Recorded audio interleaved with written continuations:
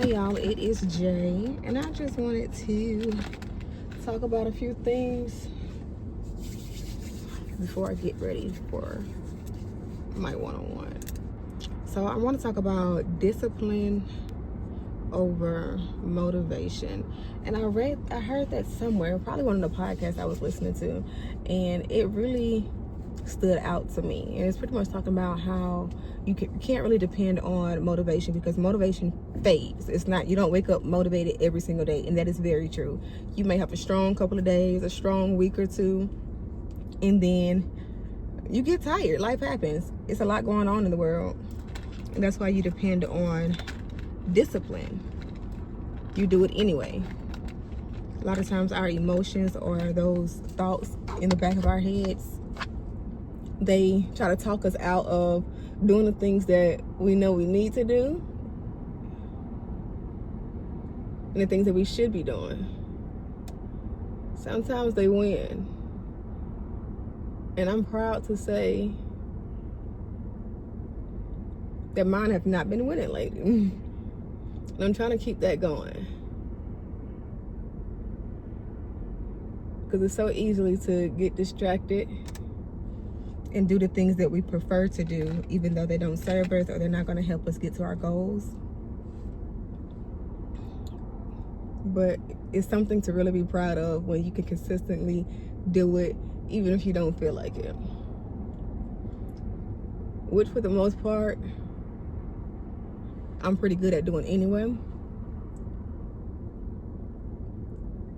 But one thing I am proud of is, like, when it comes to my fitness goals, because I have my fitness goals. There's a certain physique that I'm going for, and I'm also trying to get this tummy tone down to my liking.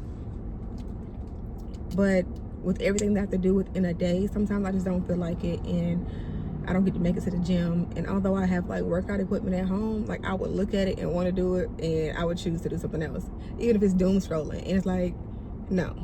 What is doom scrolling gonna do for you? Nothing. And for the past like 2 or 3 weeks, I haven't made it to the gym as often as I would like. But your girl I have been working out at home. I put me on a TV show and I get it going, and I'm really proud about that. So discipline over motivation, even when it comes to real estate. Like, I get a bit overwhelmed when it comes to talking to so many people. And then also in real estate, you realize how inconsiderate and rude people truly are. Because if I'm being honest, I haven't worked an actual job in a very long time. I've been doing hair, doing my own thing. And then I'm a veteran too, so it's very eye-opening to me to see how rude people are, and even the racism that I've run into. Like, it's heavy, and a lot of times it's just like when you experience that, you kind of just want to clock out, like, bump this, I ain't got time for this. But it's like, I have this goal that I'm focused on. I have a lifestyle that I am pushing to give my kids that I did not have. So I have to do it anyway. I can't afford to take any breaks. And I know people may say, you know, you need a break or that's going to lead to burnout. You take what's necessary. But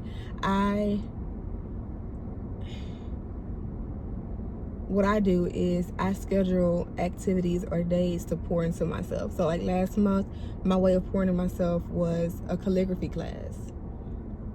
I completely enjoyed it. It sparked my creativity. It was something that was fun, new, and challenging. And that's just something that does, I guess, trigger my dopamine, if you will.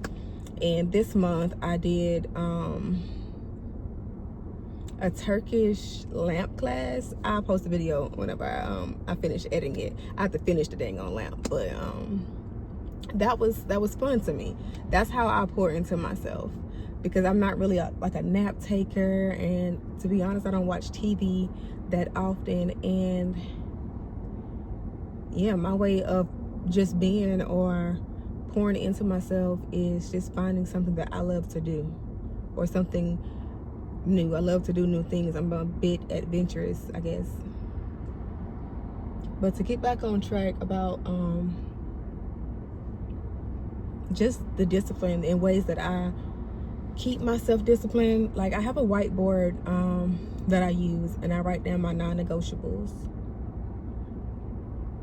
So my time with God, doing some core exercises, and a certain amount of phone calls a day, those are my non-negotiables. And for me, because I have ADHD, I have to put it in more than one place. So I also have it on in my notes, how hopefully I can figure out how to put it in here.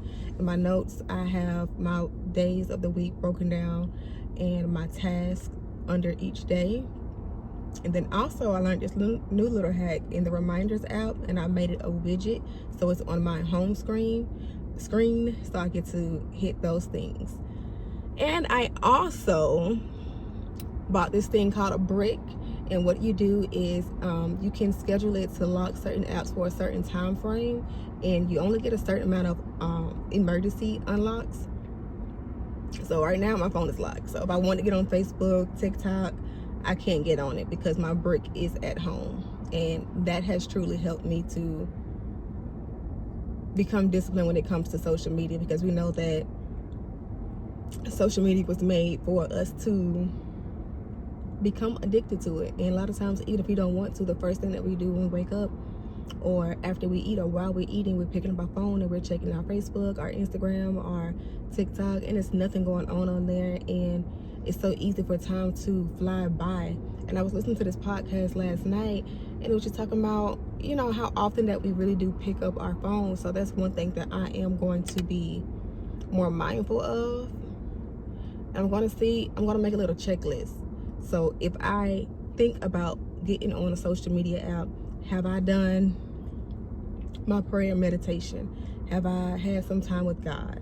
Have I made my necessary phone calls and follow-ups with my clients? Have I checked my email? Like all of my non-negotiables, make sure those are done before checking any type of social media. I'm also going to get better at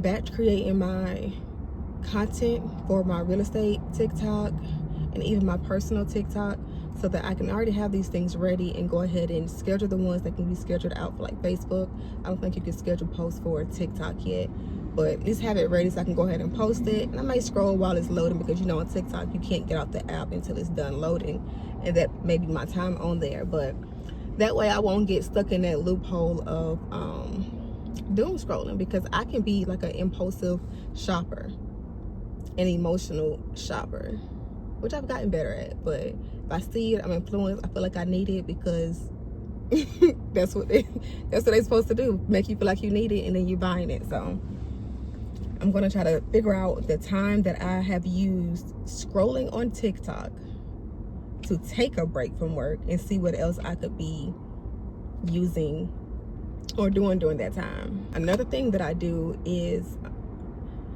I listen to podcasts or YouTube videos of successful people that are dropping gems, or just they're just motivating you, because that helps me get in a certain mindset of just, hold on, client calling. But let me go ahead and say this. Another thing that I do is, it puts me in that mindset, and just that I could do it. It reminds me why I'm doing what I'm doing, and showing me an example of somebody who's already done it and the mindset that they had. And it kind of is like contagious. You know how like when you yawn and it makes somebody else yawn? That's how energy is to me. And that's why it's so important to surround yourself around like-minded people, because if you were surrounded by lazy people, or people who always procrastinating or coming up with excuses of why they can't do something, that energy is going to rub off on you. And that's why I have really revamped my friend circle, and I only talk to women who are chasing their goals as hard as I am. And I actually created this, I guess you can call it an accountability group, with 2 of my friends. And what we've done was broken the year into the 4 quarters, and we meet probably like once virtually, like through FaceTime, and then once in person every month. or every other month, depending on how our schedule is. We're going to meet this Saturday, and we just check in throughout the week. We talk about our goals for Q1, our action plan to reach those goals for Q1, things that we are struggling with that we may need some accountability with, or some ideas, and we even barter. So that's a good thing to have as well. But let me help my client find me, because he's an older gentleman, and y'all, he ain't got no email address. He got a flip phone. I sent him the link to look at these houses, and he can't click on it. So I gotta meet him at the office to show him these homes, and I think he lost. So let me see if I can find him. And that is the end of my video. I will see y'all another time in life. Later.